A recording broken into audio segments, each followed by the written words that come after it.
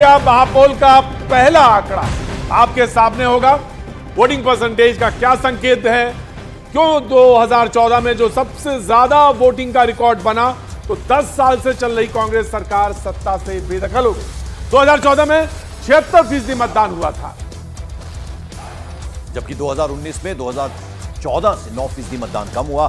करीब 67% मतदान 2019 में हरियाणा में हुआ। इससे बीजेपी सरकार को 7 सीटों का नुकसान हुआ था।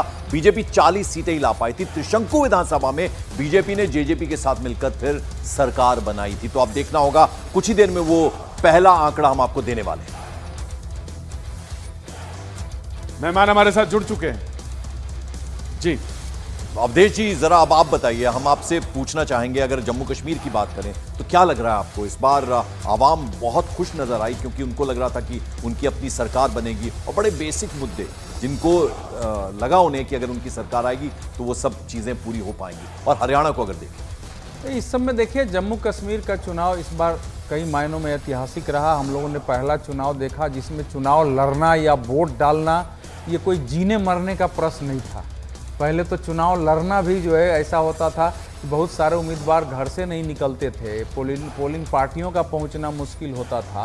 उस सब से बाहर निकल के इस बार का चुनाव हुआ है। सेकंड, इस बार का चुनाव था तो उससे ट्रेंड समझ में आता है कि पहली बार इस चुनाव में कोई अलगाववादी भाषा नहीं थी, पाकिस्तान का नाम नहीं था।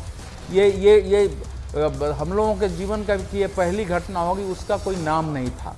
जो थर्ड इस बार के चुनाव में जो सिचुएशन दिखा है वो है कि पार्टियां जरूर 370 को वापस लाएंगे, 90-54 के पहले बनाएंगे, लेकिन घाटी में भी जो हम लोग देख रहे थे, जनता के बीच से 370 या 190-54 के पिछले जाना है, वो नहीं था। नई नई शक्तियां, नए नए चेहरे दिख रहे थे जो बीजेपी के विकास की प्रशंसा करते थे, बताए थे ऐतिहासिक काम हुआ है। लेकिन वो उसमें क्या हुआ कि जो स्थापित क्षेत्रीय पार्टियां थी लगभग वो रह गई हूँ। जो नई शक्तियां उभरी वो कंसोलिडेट होकर पार्टी के रूप में कन्वर्ट नहीं हुई है, इसलिए परिणाम लगभग उसी रूप में आएंगे मोटा मोटी। राइट अवधेश जी, मैं एक माफी चाहूंगा, मैं गुरमीत जी को भी इंट्रोड्यूस कर देता हूं। गुरमीत जी हमारे साथ जुड़े हुए हैं और सचिन पादा जी भी मेहमान के तौर पे हमारे साथ शरीक हैं। दोनों का बहुत बहुत स्वागत है, बहुत बहुत शुक्रिया। लेकिन अब से कुछ ही देर में जो सबसे महत्वपूर्ण चीज है, जिस आंकड़े के लिए हम सारे लोग वेट कर रहे हैं, आंकड़ा जो सबसे सटीक भी होगा, करीब भी होगा, उसका वेट करें कुछ ही सेकंड। बिल्कुल वो पिक्चर दिखाने की कोशिश होगी कि 8 तारीख को जब नतीजे आएंगे तो किसकी सरकार बनेगी, उसका एक अंदाजा कम से कम आज लगता हुआ नजर आएगा। तो वो पहला आंकड़ा, पहला नंबर बस कुछ ही देर में आपकी टेलीविजन स्क्रीन पर होगा। इंतजार कीजिए और वो कभी भी आंकड़ा आपके सामने होगा। अवधेश जी, हरियाणा की अगर बात करें, देखिए, हरियाणा में जो चुनाव दिख रहा था पहले, वो तो लग रहा था कि कांग्रेस वन साइडेड विक्ट्री है। लेकिन पिछले अगर 2-2.5 सप्ताहों के ट्रेंड को देखें तो जो दलितों में खासकर जो डी जिसको दलित SC बोलते हैं, जो सब क्लासिफिकेशन के अंदर आया, उनकी कई रैलियां हुई हैं। उन रैलियों में सब दिखाई दे रहा था कि भाई बीजेपी आएगी तभी हमको इसमें से मिलेगा। और वो एक बड़ा मुद्दा इस समय क्लासिफिकेशन का, डी क्लासिफिकेशन का हमने दिखाई दिया है फर्स्ट। ये इसलिए महत्वपूर्ण है कि लोकसभा चुनाव में संविधान हट जाएगा, आरक्षण खत्म हो जाएगा। इसके कारण दलितों का मेजर वोट जो था वो कांग्रेस के पक्ष में गया था। और दूसरा भाग जो है, जो शैलजा जी को लेके अभी एक वीडियो वायरल हुआ, जो उनकी जाति का नाम लेके गाली दिया गया है जी, उसके खिलाफ भी जिलों में प्रदर्शन हुए हैं और लोग सड़कों पर उतरे हैं, तो वो वोट में बट रहा है। सेकेंड जो चीजें दिखाई दी है लास्ट में, वो दिखाई दी है कि पिछड़ी जातियों में एक बहुत बड़ा वर्ग, उनके भी सम्मेलन, जिंद में एक बड़ी रैली और भी जगह हुई, वो भी साउंड में थोड़ा अंतर आ गया था कि नहीं, हमारे लिए तो अच्छा बुरा बीजेपी किया है। तो कुल मिला के इस समय का सिचुएशन यह है कि कई कारणों से बीजेपी फाइट में आ गई। और इस समय जी, मैं बिल्कुल आपके पास आता। गुरमीत जी, मैं आपकी तरफ रुख करना चाहूंगा। आपको क्या लगता है कि हरियाणा में चुनाव किस तरफ है और जम्मू कश्मीर को लेकर आपकी एनालिसिस? गुरमीत जी।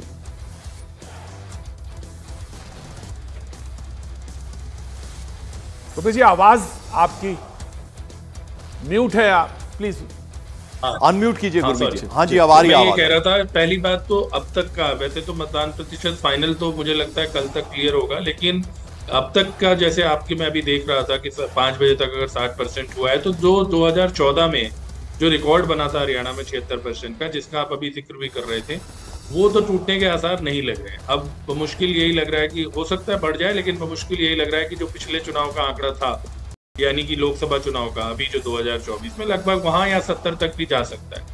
तो एक तो जो कांग्रेस के लिए ये हल्का सा उन्हें इससे निराशा हुई होगी, क्योंकि अगर एंटी इनकम्बेंसी का वोट होता है, जैसे आप खुद बात कर रहे थे, तो लोग बड़ी संख्या में बाहर निकलते हैं।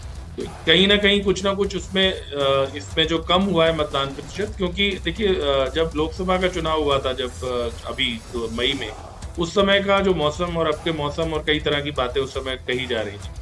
तो पहली बात तो ये है। दूसरी बात ये कि जो अभी मेरे से पहले उन्होंने बताया कि जो अंदर खाते जो खेल चल रहे थे, जो बहुत खुल के, अब ये जो कैटेगराइजेशन वाली बात है, ये कोई बहुत खुल के नहीं की जा रही। बहुत खुल के मतलब राजनीतिक दलों के द्वारा, कम से कम मैंने किसी इंटरव्यू में, किसी रैली में इस तरह की बात नहीं सुनी जी। और दो वर्ग होते हैं दलितों में भी, एक वर्ग जिससे शैलजा जी आती है, अशोक तंवर आते हैं, और दूसरा जो वाल्मीकि का वर्ग माना जाता है, जो एक एग्रेसिव वर्ग है और उसको ये लगता है कि हमें हिस्सेदारी कम मिली है। तो सुप्रीम कोर्ट का फैसला आने के बाद से ये बात जरूर चली थी, लेकिन इसके बावजूद मैं ये कहना चाहूंगा कि देखिए, जब आप बाकी सब कुछ छोड़ दीजिए, 10 साल अपने आप में इतना बड़ा समय होता है कि उसके बाद लोगों की, चाहे वो किसी भी जाति के हो, अनलेस कोई बहुत मेजर पोलराइजेशन ना हो गया हो। बिल्कुल बिल्कुल गुरमीत जी, अब जरा कुछ जम्मू कश्मीर की बात कर लें। सचिन हमारे साथ हैं। सचिन, देखिए, वो जो लोग कहते थे कि चुनाव नहीं करवा रहे, अगर सब ठीक है 370 हटने के बाद तो चुनाव करवाइए, अब जब चुनाव हो गए तो कह रहे हैं कि देरी हो गई।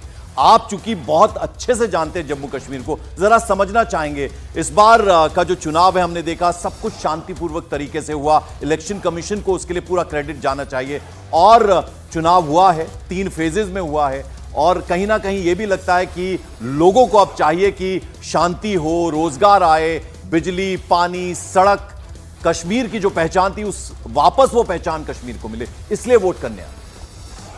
हाँ, ये तो बिल्कुल सही है। मैं जैसे कि आपके पहले भी शो में बोल चुका हूँ कि जो चुनाव इतना सेफ हुआ है, सिक्योरली हुआ है। मैं एक छोटे से एग्जांपल देना चाहूँगा, शायद मैंने पहले भी बताया कि 2002 में जब असेंबली इलेक्शन हुआ था, जो वहाँ के होम मिनिस्टर थे, एनसी के लीडर थे मुश्ताक अहमद लोन, उनको गन डाउन कर दिया गया था इलेक्शन कैंपेनिंग के बीच में।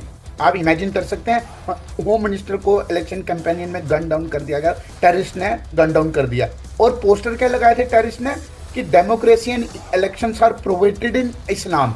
ये पोस्टर लगाए गए थे उर्दू लैंग्वेज में 2002 के चुनाव में। और अगर आपके पास डेटा है तो 2002 के चुनाव के डेटा का अगर आप देखेंगे तो कितना लेस वोटिंग हुआ है।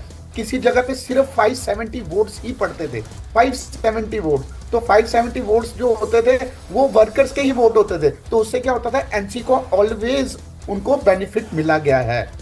तो इस बार जो इलेक्शन है, इस बार तो काफ़ी ज़्यादा वोटिंग हुई है, लोगों ने बढ़ चढ़ के भाग लिया है। और जैसे कि पहले भी एक सीनियर जर्नलिस्ट बता रहे थे कि इस बार उनको मरने का टेंशन नहीं है कि अगर हम वोट डाल के आएंगे हमें कोई मारेगा नहीं। तो ये सिक्योरिटी जो दी गई है, ये मैं समझता हूँ, इसलिए लोग रात के 12 बजे तक लोग वोटिंग कर रहे थे। इलेक्शन कैंपेनिंग रात के 10 बजे तक चल रही थी। और अगर आप माने रात को 10 बजे तो राहुल गांधी जी तो डल लेक पे तो आइसक्रीम खा रहे थे, जो कि 6 बजे के बाद बंद हो जाती थी डल लेक। तो मतलब इस बार का जो चुनाव है काफी सेफ एंड सिक्योर हुआ है। लाल चौक पे लोग 11 बजे तक अगर आप देखेंगे। सतीश जी, ये इस बार ये बड़ा जरूर कहा गया कि डल लेक पर आइसक्रीम खाते हुए। मैं आपको रोक रहा हूं, पहला आंकड़ा आ गया, मैं आपको दे रहा हूं, आपको